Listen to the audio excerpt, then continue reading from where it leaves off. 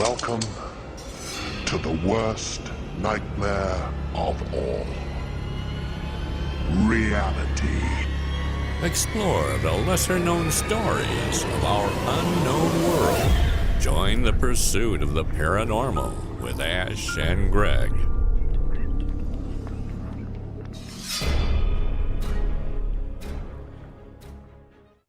Good evening, Greg. How are you? I'm good, thanks, Ash. How are you doing? I'm very good. Looking forward to this week's episode. This is something that an interview that I've been trying to get for over a year. Now, just one reason or another, not been able to quite get it to work, but we have now. And it's based on the book that was released last year and an experiences of our guest tonight. And it's absolutely, it's quite hard to describe how the experiences is. I'm not going to try to. You'll probably best get it from the man himself. But it's prepared to be a bit amazed by what we're going to talk about this evening. So welcome, Joe La Rosa and Mike Puzzler Umni. How are you guys doing? All right, fine, mate, thanks. I'll ignore that. It's good to finally get to, face to face after 12 months or so. Yeah, definitely. So we're going to be talking about your book, which is the Chronicles of Meonia. Meonia. Meonia. Sorry, I literally asked Oh, we're only how to pronounce it. And we're about a minute in, and that's two mistakes in about a minute, Ash. It doesn't bode well. If you haven't come across that word before, it can be a bit difficult. Well, not difficult, but depending on which part of the country you come from as well. Yeah, okay, that's a northern way of saying it. Let's go with that. So the Chronicles of Meonia. Meonia. Forget that, right? Don't worry where it's. The Chronicles of Meonia. There we go. So first off, before we sort of go into the book and your basically your life story, basically, what this book delves into, just want to introduce us just who are you and how this whole thing came about. Well, I was born in Italy, and I came over with my parents when I was about 4.5 years old. And when I was about 5, I started having some rather strange experiences, which at the time, obviously being a young kid, you wouldn't understand. And basically, I was having out-of-the-body experiences, but not understanding what the hell they were and what was going on. And it started with this powerful feeling, this vibration that manifested in my head, in my forehead, and just flowed straight through my body. And I would start turning, inside my body. And then I started moving out, and I thought, what the hell is going on, even at that age? And I decided, no, I don't want this. It was frightening me because obviously I had no understanding of what was transpiring. And so it was something that kept on manifesting itself for a certain amount of time. But I stopped the vibrations from manifesting, actually. I slowed them down. And gradually, over a period of time, to about 15, something like that, they just kept on basically, not dying, but they slowed down. And so when I left school at 15, I decided that I needed to find out exactly what this event was that happened when I was younger. And I went through the Bible and all that type of stuff, but there's nothing there. And eventually I discovered astral projection as one of what they call the siddhis in the Eastern religion. And basically what a siddhi is the power that really every human being has got within themselves, but you just need to follow the correct path to achieve these manifestations, including telepathy, that sort of thing. And so I continued reading, and over a period of time, probably right up to about till I was about 22, something like that, I started to experience different levels of awareness through meditation. And one particular night, I had this massive event where my third eye opened, and it was basically the color green. And then that particular night, I actually astral projected correctly, properly. and I was floating at the top corner of the ceiling, looking down on my physical body in bed. And it was quite an odd experience, that was. And since then, I've had quite a number of different manifestations. But moving on through the year, before I came involved in Meonia, a friend of mine who was a reporter in the Centre, which is in the book, wanted me to come over and meet some people who he'd come across regarding this really strange story of paranormal phenomena. So he took me over to this gentleman's house and began to describe to me some of the things that were going on. And I knew straight away there was something phenomenal happening, and I wanted to be a part of it. So a few days later, I rang them up and they told me to come over, and they allowed me to become a member of this group, the Meonia Group. And it was then that my whole world had changed when I was young with the astral projection. But as time went on, I became involved in stuff that you can't explain scientifically. We were opening dimensional doorways, retrieving objects that had been placed beyond time and space. And when a dimensional doorway opens, you get this incredible high-powered, almost like a dynamo electrical noise occurring. Phenomenal sound.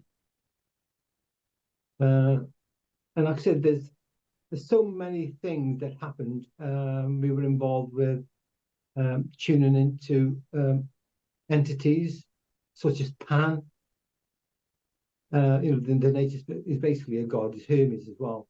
Things like that were occurring. But basically, for me, the most powerful events were when we opened the dimensional doorways. You say that they made a noise when you open a dimensional doorway. Yeah. What kind of sound was it? Like a dynamo, like a high-pitched dynamo, electrical dynamo. And I've, in some of the investigation I've done and spoken to other people, they actually hear this also at certain stone circles. Okay. Again, I think the stone circles were built over centers of high energy on the ley lines. And my own personal opinion is that the circles were used for other things than just religious, places just for religious grounds, for various, like people like the Druids and the Celtic, the people from the Celtic people. So there's a lot more going on than most people realise. Definitely. So before we kind of go into some of your experiences, was there any sort of family history that your parents that you know of have any this happened to them, or have you told them about what was happening to you when you were younger? Yeah, I did try, but no, as far as I'm aware, there's no history of it in the family. And unfortunately, with being in Italy as well, with being in England, there's no way I could ask the family who is still extant in Italy. Because at that time, there's no way of communicating. I'm talking about the 60s and 70s, when nobody had a phone, often there's no mobiles. The first time I did go to Italy was 67, and that's when I was about 17 at the time. But obviously, I wasn't. I hadn't experienced that much, so it was something that I wasn't really able to discuss with people in Italy, anyway. What about when it comes to your children, and have they had any experiences, or how do they sort of feel about it when you told them? I think my children have picked up certain of my DNA, for want of a better word, and yeah, they have had experiences. I've got two daughters, and both my eldest and my youngest have had certain experiences.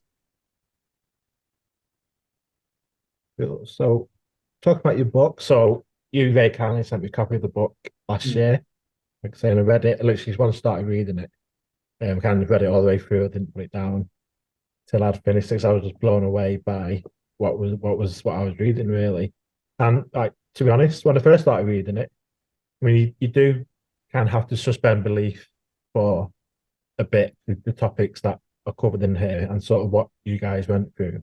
It's just beyond anything I'd ever read or even heard of before, and I was when you first start reading it, you just think this cannot be real. This like there's just nothing. Like I thought I was reading Dan Brown book at first because you got a lot of parallels with what gets discussed in his books. But then when you carry on reading it, and like there's pictures, there is evidence in the book. So I was just absolutely blown away. So first of all, well done on the book. It's really well put together. It tells the story very, very neatly. Yeah, I appreciate that, Josh. Yeah, no problem. And so, do you want to give us sort of a bit of an overview of what, I guess, the Order of Meonia. Yeah. Did I get that right? Meonia. Meonia. I thought I had it. So it's around the Order of the Meonia, which is this group of people carrying out, I guess you call it quests, is a way of looking at it. Can you kind of just tell us what the purpose of this group was and why you were all together and what you were trying to do? Well, originally, I first met the group. They found a green stone in a castle by the River Avon, and I came along. I think this was about 1979 when they found the green stone, and so I came along in the end of '81 and obviously got involved with the other things. But gradually, I began to piece together, or they tell me a few snippets of things of information, and it appears that the Meonia saga has been going on for thousands of years. And if you get yourself a copy of the Green Stone, it does tell you about there was a population of megalithic builders in England who, from the information that they had psychically, had decided to move from England because there's a lot of negativity going on. And you're talking probably about, I don't know, 4,000 or 5,000 years ago, something like that. And they traveled across Europe and eventually ended up in Egypt, where they imparted their knowledge to the priesthoods there and also to the pharaohs. And Akhenaten was involved from the information that they had in producing the green stone and imbuing it with his power.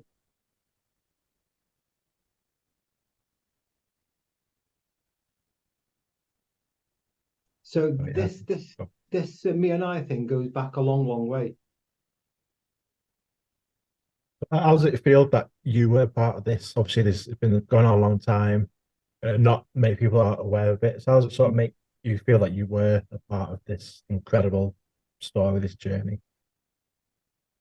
Well, 12 months prior to my meeting Graham Phillips and Teddy Shotton, who were two of the people involved, two of the main people, I had a strong feeling that I was going to be involved in something, that there's something in front of me, but this feeling was so strong.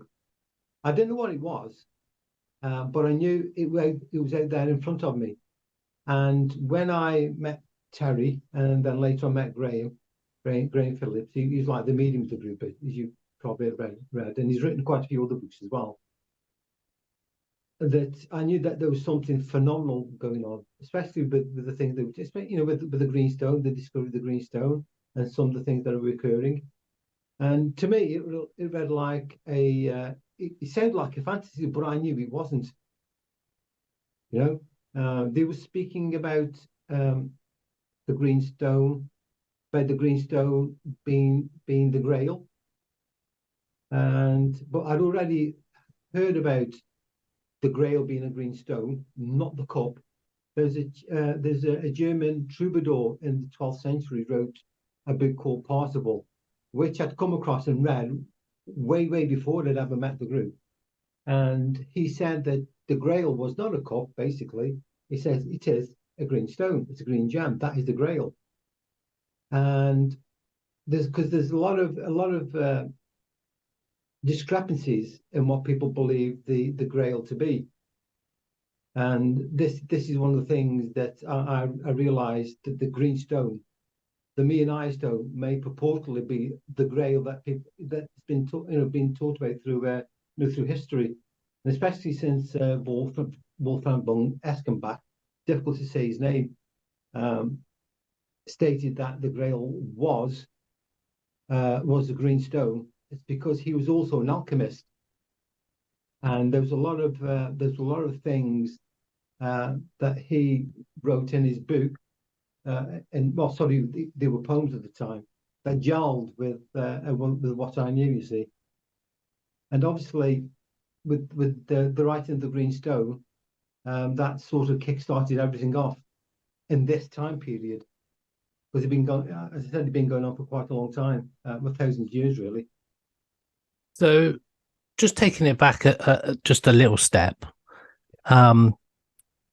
where you mentioned about you astral projecting when you were young, how does your brain cope with this kind of insanely different view of reality that you almost instantly get the first time that happens? Because obviously that's not a typical thing that happens to a child or an adult, really.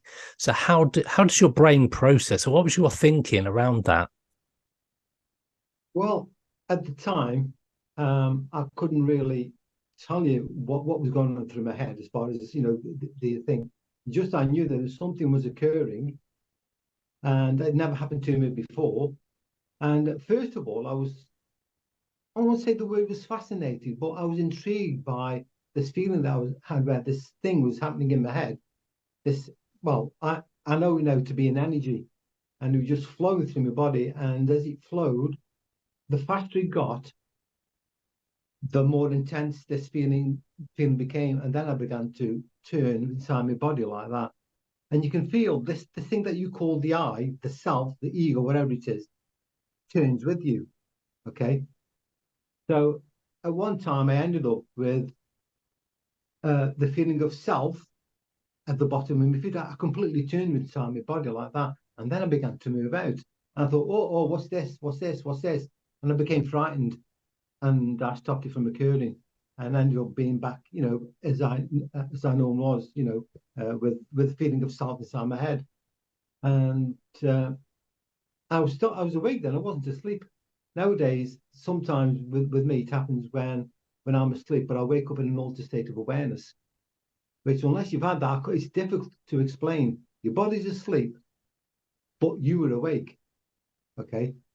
And over a period of time, as I've got older, the intensity of these astral projection changes somewhat, and as much as the vibrations don't occur as often. But what happens when you do project, this feeling of self, the ego, goes with you, right? Because they say that there's several different bodies that you actually have, not just the physical, not just what they call the dream body or astral body, is also the energy body as well. There's several bodies.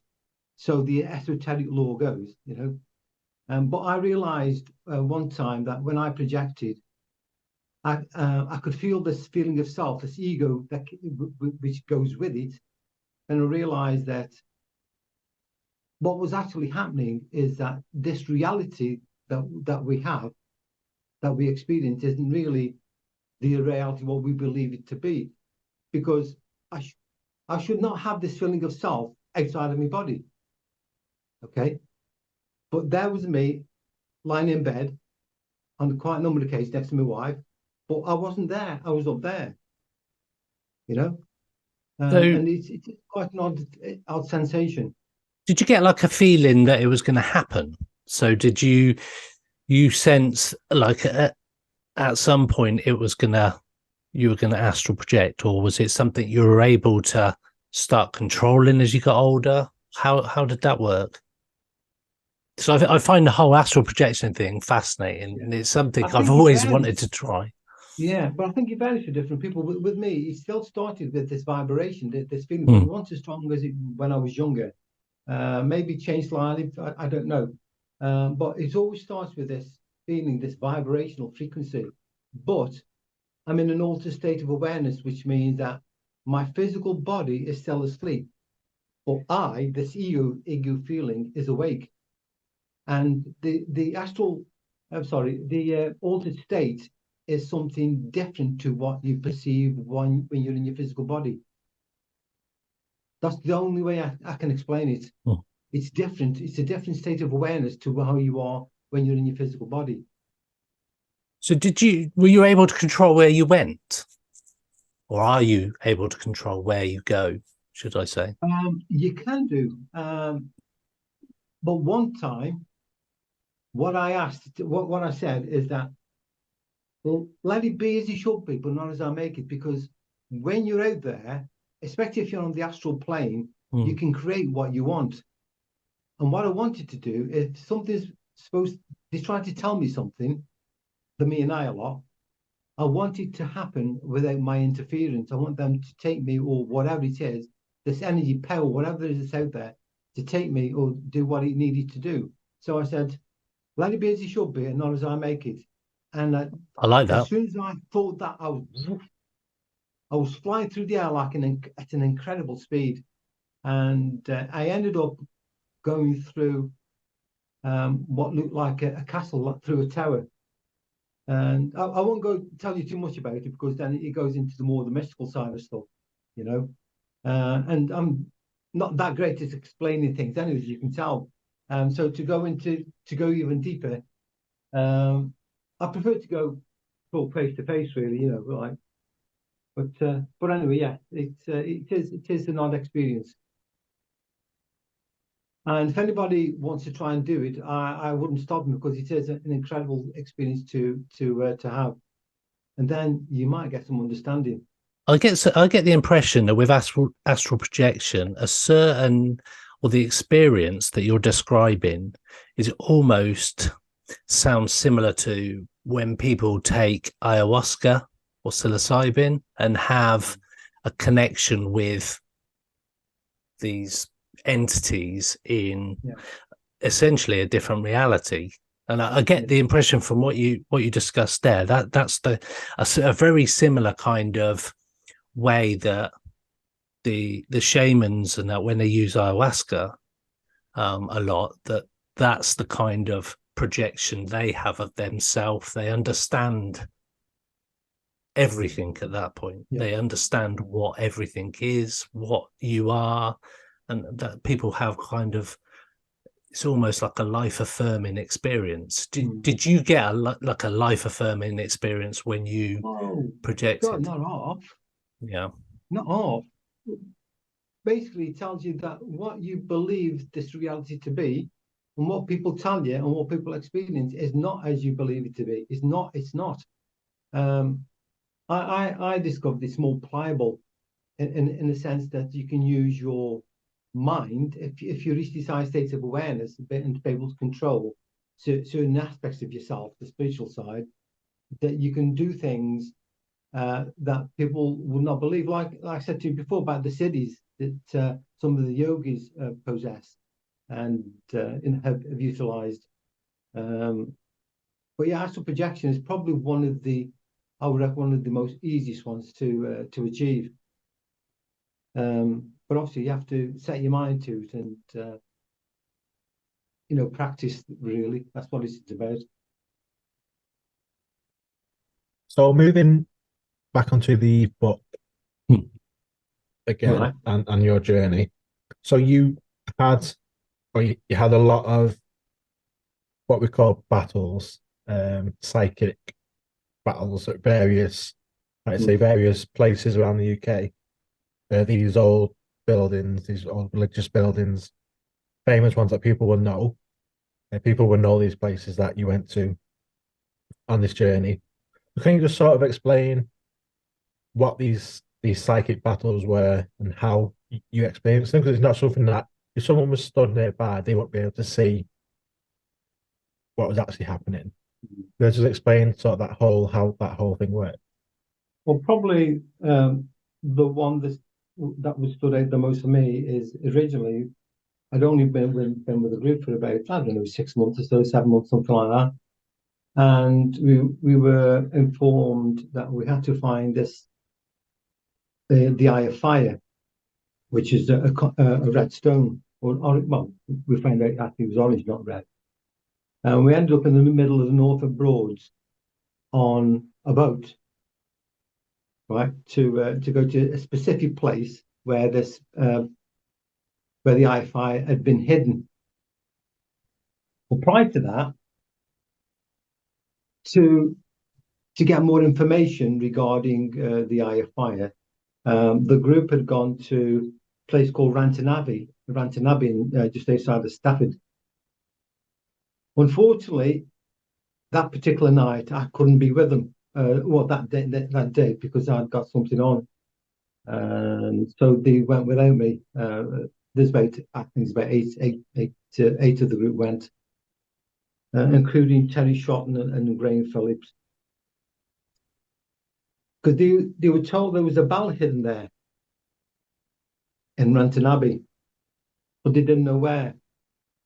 It was when they got there, it was a derelict building. And so they searched around this place, but they were told that they've got to get this bell before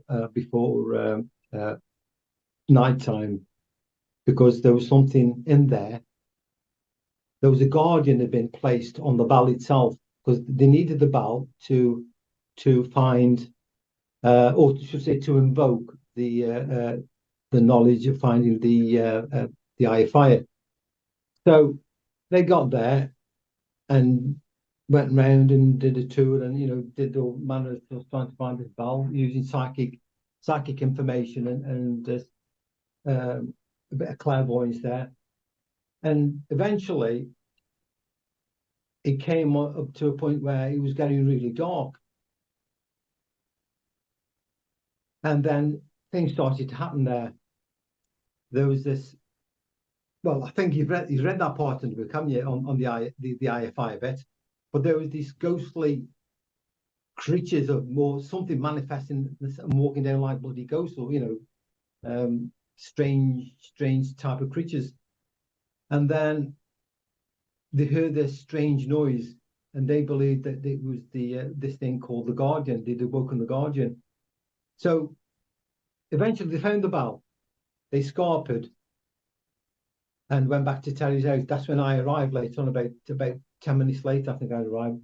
They got back from Rantanabby with this bell, and they told me what had happened.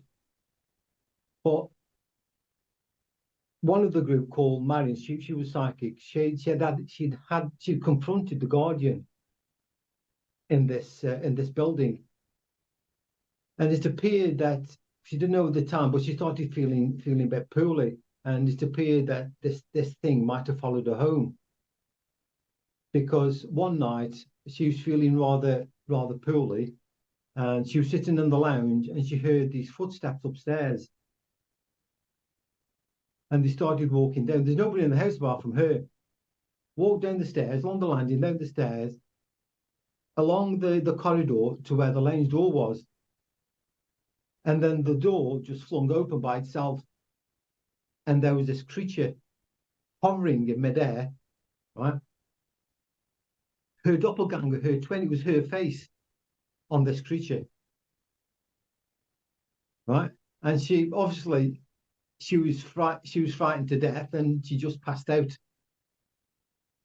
I don't know what I'd have done, So that was the first encounter with this thing called the Guardian. And when we were on the boat, this Guardian came back, but he came through Graham, who'd gone into trance. And I knew it was on the first night they were there, I knew this thing was coming through, because Graham's breathing was different when he went into trance. His breathing was different then. And his eyes rolled back and they were just white. I thought, oh shit, this bloody, I knew it was the Guardian. And all hell broke loose. That night on the boat. There were 6 of us on the boat. There's four men and two ladies, including myself. And like I say, all hell was broken loose. There was, we managed to grab hold of Graham, and Martin, one of the lads, it got hold of Graham like this, with his arms around him. And we were saying that we're trying to explain to the Guardian that we had been sent there by the person who'd hidden the red stone. Because the person who should have found the stone and the battle had died previously, right? So we were sent to find it, and obviously we found it and tried to do the job that we were meant to do. But like I said, Martin had got hold of Graham like this, and we said, we've been sent, and said, we mean you no harm. And Graham said, or the guard said, well, why is this being holding me so tight? He spun round, he touched Martin on the forehead, and Martin shot back 6 foot and hit the back of this boat, and he was out, completely gone. And like I say, I was bloody fine because something happened to me on the boat as well. I felt as if I'd been split in two, as if my head, this darkness inside my head. And there was two of me. There was me, and then there's other me, which was this darkness. It was odd. I can't really explain it to you. All I say that it wasn't nice. It wasn't nice, and it lasted about two weeks. And I thought I was going over the top. Honestly, I thought I was being driven into insanity at the time. So yeah, things happen, and unless you're prepared to withstand whatever's coming at you, I will not get involved in any paranormal phenomena. True paranormal phenomena, not ghosting. I'm not talking about ghosts and ghoulies. I'm talking about stuff like this. I was going to say, because some of these battles, let's call them, quite intense, and like say with kind of possession, like going and taking over your bodies, and you end up fighting with each other effectively. So how did it kind of affect you? So after the fact, so say like you're back home, you're completing this part of the journey. How does that affect you in your day-to-day life, like both physically and mentally? How do you go back to kind of living a normal life, so to speak? Well, before that, I would tread where angels feet to tread, as the saying goes. After that, I was more wary because I knew that I didn't have the knowledge, even though I thought I had at first. Well, because I'd done a lot of study on occultism and all sorts of different stuff, but I realised it was a completely different genre, a completely different level.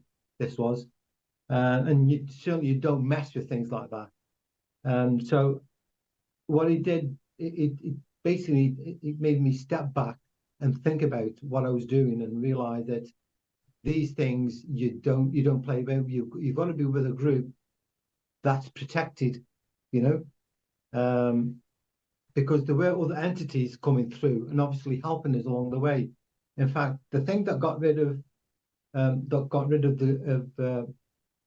the Guardian eventually, something came through Graham and ousted the thing out of Graham, and it was a being called Prester John. Now, I'd heard of Prester John in the past, and he was some sort of a high being, for want of a better word, and obviously got a lot of occult knowledge and a lot of spiritual knowledge. But he was the one that got rid of the thing out of Graham.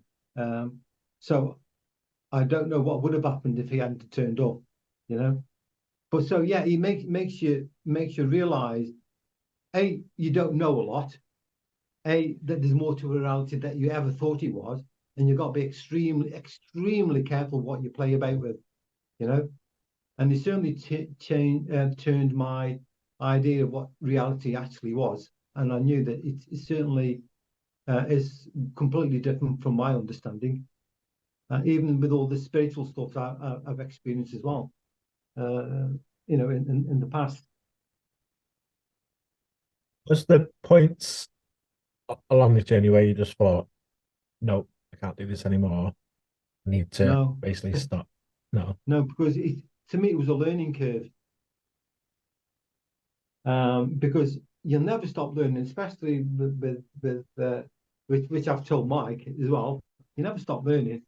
You just expand your knowledge, but it's also to do with expanding what you are, not just as a human being, but as a spiritual being as well. And that is the true essence of it, is understand what you truly are. Because you're not this, you're not this physical matter. You're something far, far greater than that.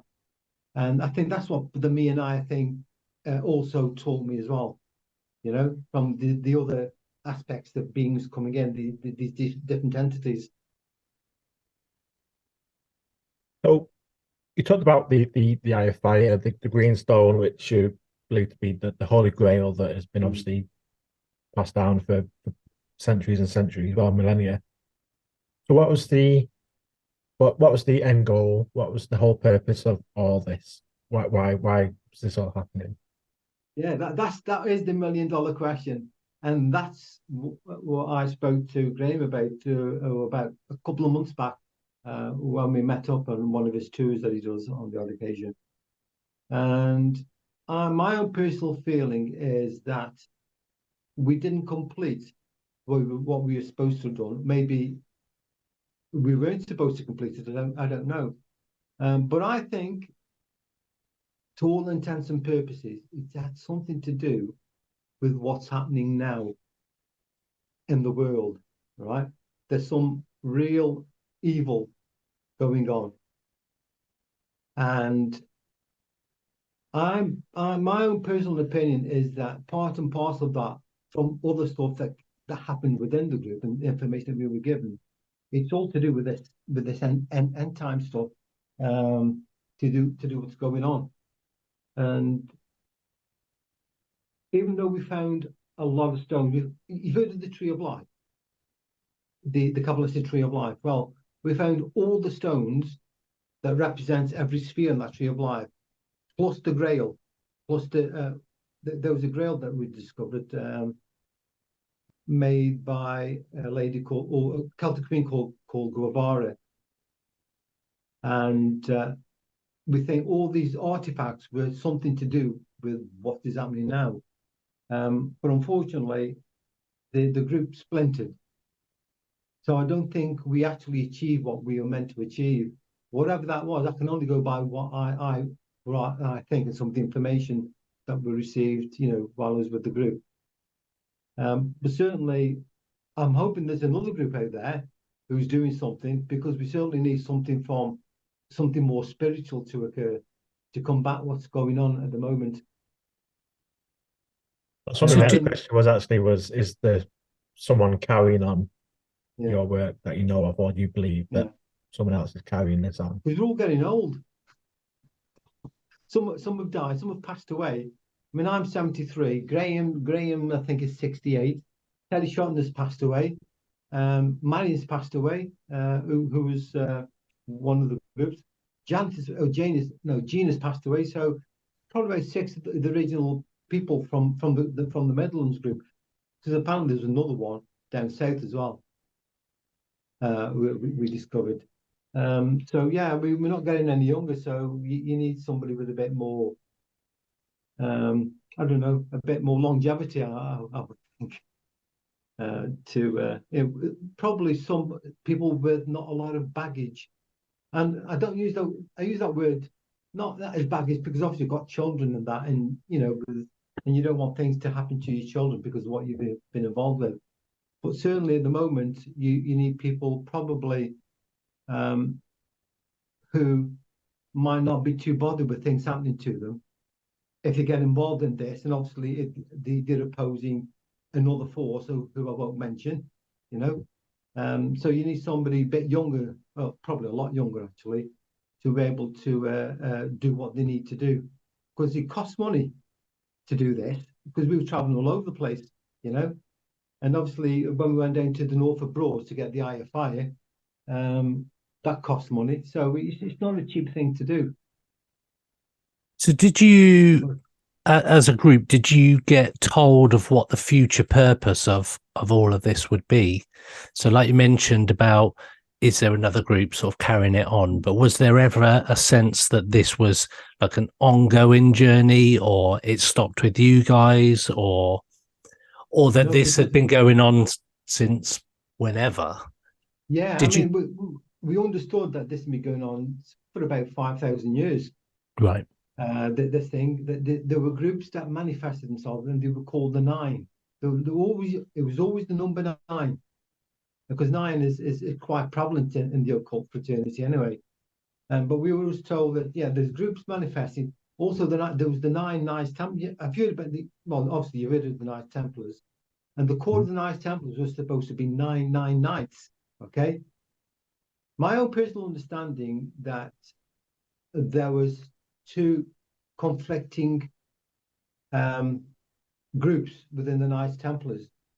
There was one set who held the green stone, who were the 9, and there was another set who basically wanted the stone for a darker purpose.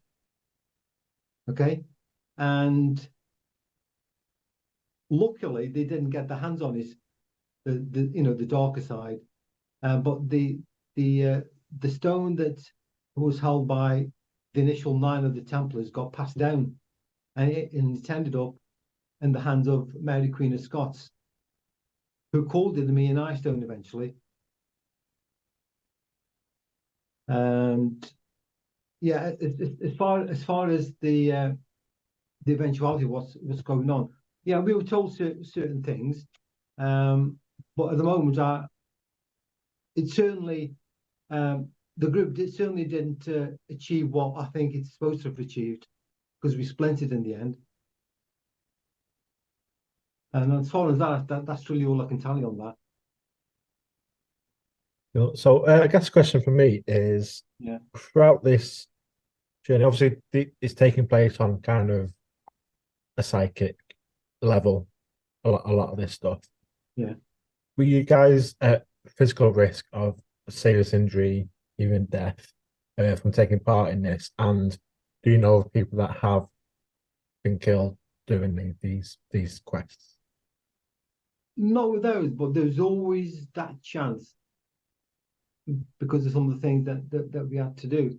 But as I said before, as far as we understood, we were protected by the powers that be on the other side, which I personally think we were on some of the things that we did. Because the book that I wrote is just a linear. It's just a linear trying to put all the events, not all the events, but the events that I could that happened in a linear line, so it's all fitted together. But there are other things that occurred, which were sort of things that sort of like branches that from a tree, they sort of suddenly spread in one direction and didn't end up anywhere, and we don't know why. It's just these things happened, with no rhyme or reason to a lot of degree, probably because we didn't understand it at the time. So these artifacts, the pictures of quite a few of them in the book. Where are they now? Like, you got the sword and these stones. The Meonia sword, the one that was originally found on the bridge, from the green stone, reader, from the green stone book, the original green stone book, that is in a place down south, in a museum. I'm trying to think of there's a name of the place. I can't remember. I can't think of it. I'll tell you. I'll send you some info when I remember it. But it's down south. Guevara's sword and the green stone and some other artifacts were sold by the daughter of by Gaynor Sutherland, who's in the book. Apparently, her and her husband decided that they'd sell the things to make a bit of money. Which is rather a silly thing to do. But there you go. Them disappeared. Yeah. All the other stones, apart from my stone, the purple stone, the green, the chalice lies in a pool, because I had to throw it in a pool. I know where it is. The blue stone has been hidden. The other stones, those that were held by the Shotton family, were destroyed because of the what happened in, I think, the last chapter, the Bane, when they were psychically attacked by this entity. So they destroyed everything that was connected, that they had, that was connected to the Meonia Group, and including the Orange Stone as well. Terry destroyed that because he was holding that. But basically, that they destroyed. A couple of things, a couple of stones are still extant. Like I say, I've got mine, and the other stuff has been sold. So I don't know. I mean, it's just the way of the world. Oh yeah, for sure. So going back to the stones as well. How do you know that these are these stones, like the ones that like Mary Queen Scots had? How do you know that these are the right ones? Okay. That's the question. With the Eye of Fire and the Meonia stone, the green one, they know the history of that, and now it end up in Mary Queen of Scots' hands. The Eye of Fire, though, the Eye of Fire, obviously that was an apport. You know, we opened the dimensional doorway to get that. 5 of the stones, which again is in one of the chapters, just appeared like flashes of light whizzing across the sky. Ended up in the pool in Terry Shotton's garden. There's a little well. They all ended up in there, and they had to furk them out. So those 5 I know are definitely part and parcel of the Meonia saga. The original purple stone that was in the well, that appeared in the well as well. That was destroyed by the person who basically had taken that position on the Tree of Life, the purple sphere.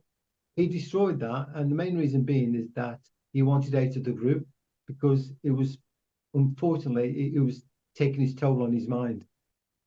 Fear, basically, from what he'd experienced. So he destroyed a stone. The purple stone I've got is a replacement of that particular stone, which, as far as I understand, manifested when Graham was in trance. He woke up and he was in his hands. But for me to obtain that, I didn't even realize at the time that, you know, there was another purple stone. And again, it's in the book about the purple stone and what I had to do to basically to achieve it, which I didn't even realize I was doing at the time anyway. So most of the stones, as far as I understand, are truly linked with the Meonia saga. The purple stone, I believe, is because, like I say, Graham was in trance when it manifested in his hands. So there's another stone actually, which appeared in the well at the time when the others came, and that was a diamond-shaped yellow stone. I can't remember what type of stone it was. Unfortunately, the chap who held that, he actually moved down south to Torquay, and he's since died. So I have no idea what happened to that one. The black stone, which again was another one that appeared in the well, disappeared. It just disappeared one night from this the lady who held it. It just disappeared from her jewelry collection, for want of a better word. And I think it disappeared twice, from what I understand. But yeah, that's all I can tell you about the stones.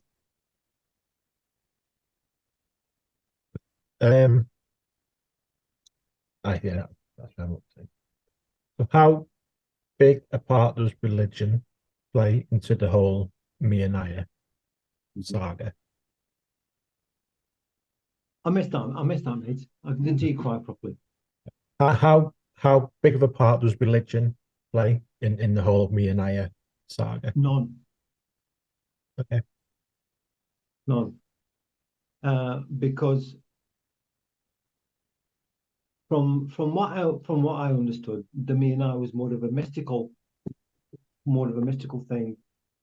And I discovered with religion, there's two parts to it. There's the stuff that you get told by the priest and by the church hierarchy. But then there's the other side, which is the mystical side, like the Christian saints. And there are saints who've achieved higher states of awareness just by following their creed, their love of this being called Jesus and the Christ. But essentially,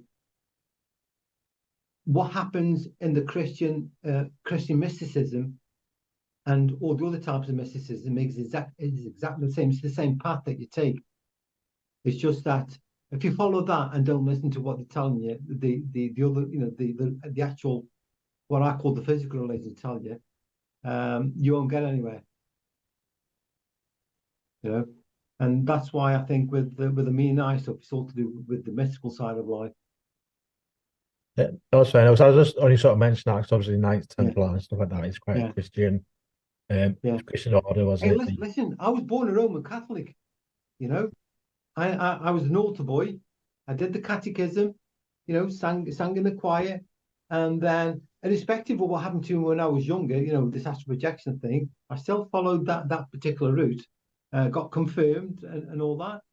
But when I left school when I was 15 and began to study and do my own thing, and I began to realize really how people have been duped,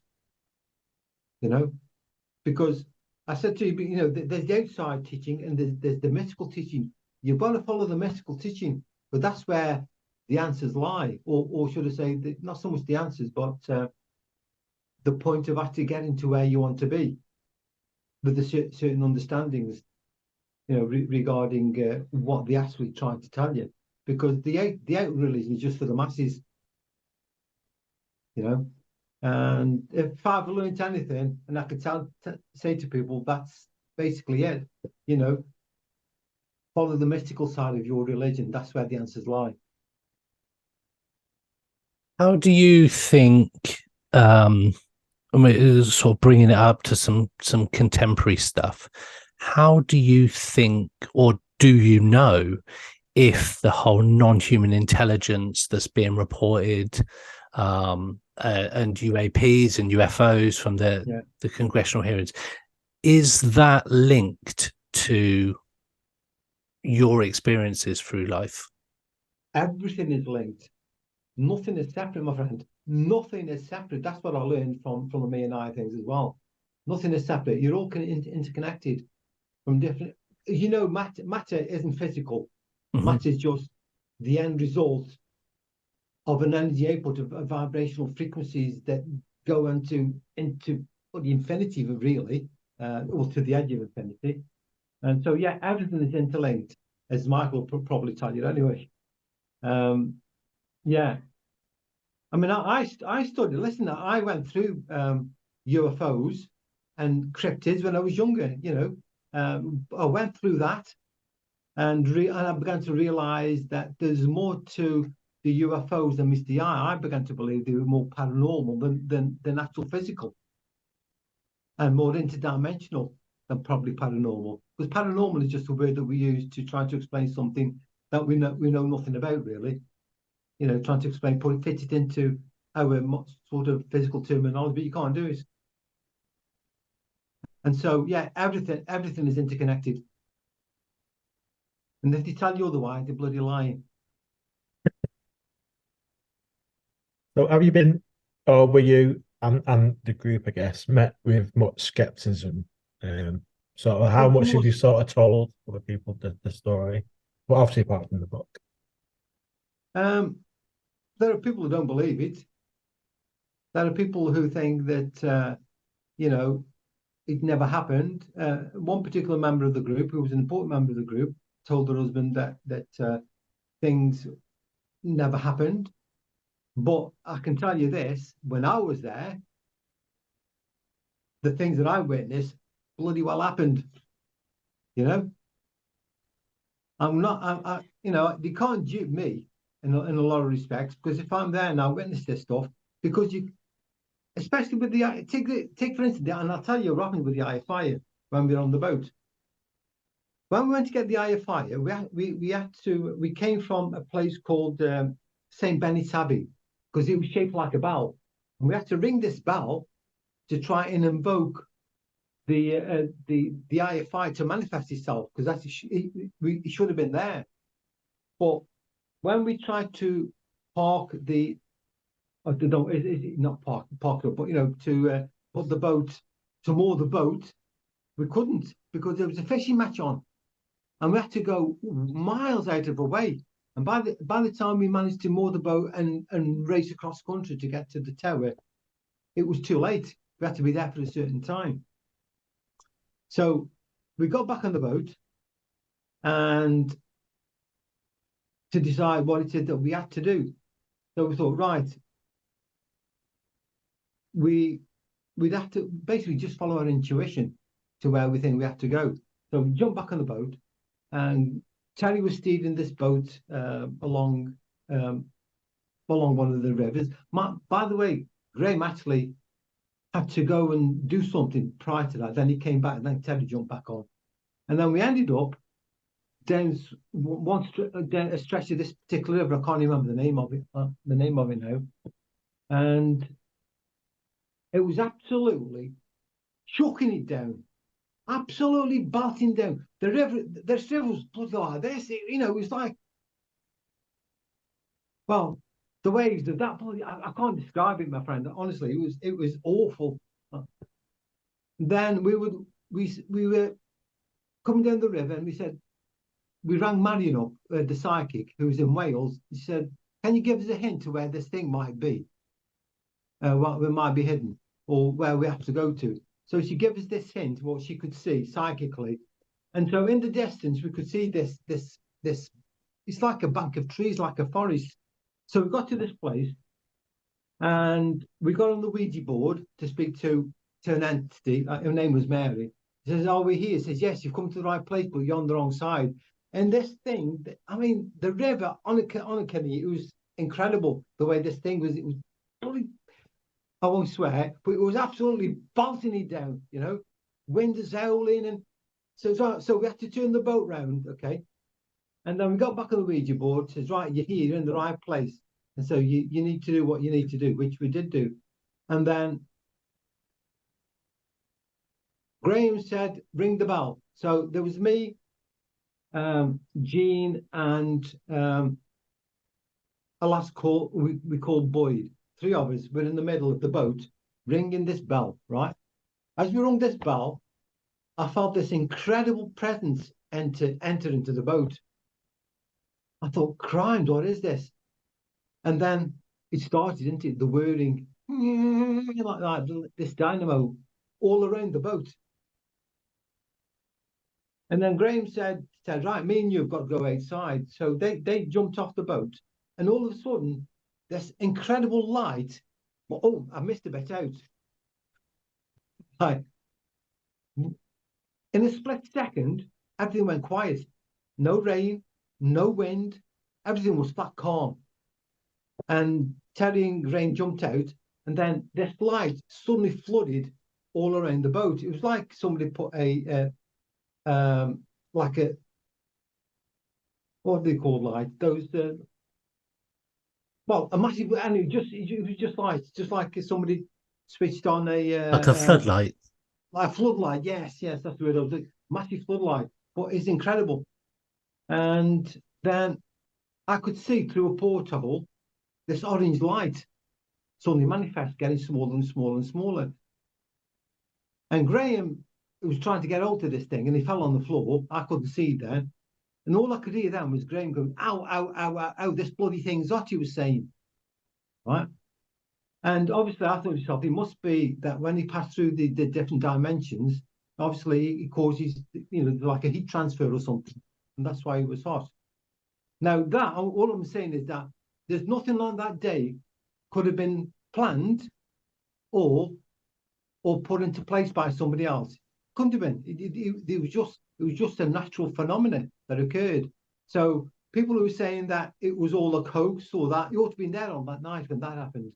Apart from some of the other nights where a lot of other stuff happened. You've got to be there to experience it. If you've never experienced it, you won't understand it. Yeah, no, fair enough. So do you miss it? Do you miss that part of your life?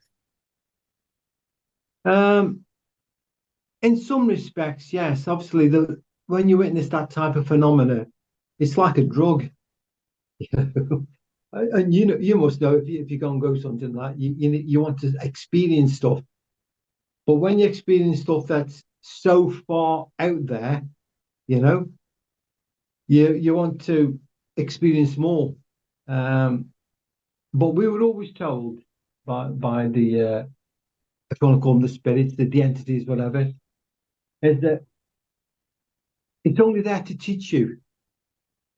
You know, it's there for a reason, but don't treat it as if it's a religion, you know. And so don't use these artifacts as if they are some sort of magical talisman, you know, because you're not actually seeing them for what they truly are.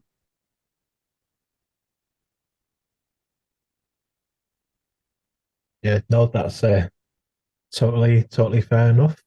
Mm. Before we, I thought was anything that you want to add, anything we've not covered that you wanted to mention for our listeners? Well, all I can say to them is if you understand that there's more to this reality than you never realize, and there's more to you as a human being, and there's something far, far greater than this physical thing that you're feeling, as long as you understand that and try to touch what you truly are, then that's really what you're here for, is to become what you truly are. And also, this reality, you look through the door, through the window, and you walk through this, you look around you and think it's real. It's not. It's not real. That's all I can say to you. You have to experience it for yourself, though. Well, that's a great message. It's I think obviously, I mean, for us guys, we're obviously not quite on that level of the Meonia. I mean, like, yeah, people listen to this. Hey, you can't talk very well, but apart from that, he's nuts. Not at all. So, Chronicles of Meonia. Meonia. Actually, right, me, oh, Naya. But don't know what he might. At the end of the day, mate, it's doesn't matter. Doesn't matter, Ash. Cheers. I'm leaving these bits in. You will as well. I know you will. So, your book, The Chronicles of Meonia. Yeah. Where can our listeners find this? On Amazon. Cool. Is it under Mean? It's also, you can get it on Kindle as well. Great. Yeah. So make sure you're searching for The Chronicles of Meonia. Meonia is the way to spell that. Yeah. No. Thank you very much. Finally, been able to but it is a true story, and irrespective of what some people might say, you know, but it bloody well isn't.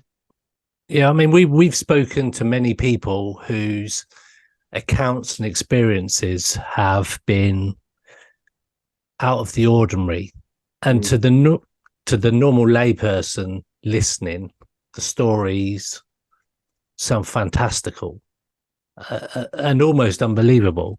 But like we've said on previous podcasts,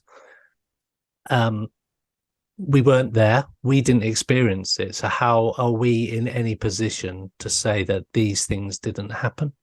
Exactly. And it is up to the individual themselves to attain that sort of knowledge to be able to experience that themselves. But it's up to them. You know, nobody can force you. If it is that your life path doesn't take you along that route, all well, but obviously mine did. You know. Awesome. So that's The Chronicles of Meonia on Amazon. Is that right? That time? Yeah, on Amazon. I always question myself every time I'm about to say it. Yeah. And throughout the interview, you've been sat next to Mike, who is your son-in-law and a friend of ours, has been on the show previously. And while you're here, Mike, you've got your own news recently. Do you want to plug your book that you just released? Yeah, it's good. Buy it. It's about Do you want to tell us yeah. a bit about it? So yeah, it's Ape Men Aping Men. It's a beginner's guide to Bigfooting and the online community that sit around Bigfoot. Ups and downs, pros and cons. It's a little bit tongue in cheek in places. It's all honest. It comes from a place of love. It's never derisory. It's aimed at beginners and veterans as well. But the main crux of the message is the importance of impartiality and the importance of understanding that what we are interpreting the evidence as is opinion. It's not fact. We don't have any conclusive evidence, proof, call it what you will. And it's so very easy to forget about that. And everyone parades things around like we know this for certain. It's called Ape Men Aping Men because I don't like using the word hominid because it has a specific scientific meaning. And whilst I do believe that that's probably the most likely reason for these things, if they are real, we still don't know that for sure. So I call for the use of the word simioid, which just means like an ape. Yeah, that's basically it. Awesome. So that's Ape Men Aping Men, available on Amazon, as is Chronicles of Meonia by Joe La Rosa. Thank you both. Thank you, Joe. Thank you very much. On the book, isn't it? There's Giuseppe on the book, but I had to do for a reason. But there you go. Yeah, so Chronicles of Meonia by Giuseppe La Rosa. Find that on Amazon. We'll also put links to the Amazon pages in the show notes and on our websites. You can link to there and buy it. And it's a fascinating story.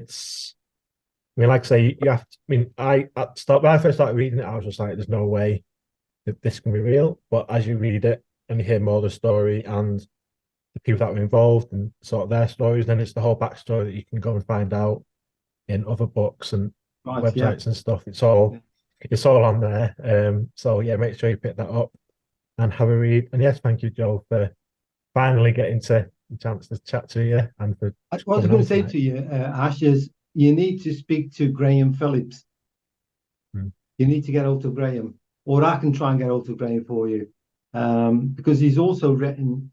I had another book called Strange Fate, where he basically had another manifestation of an object, him and this other person who was with.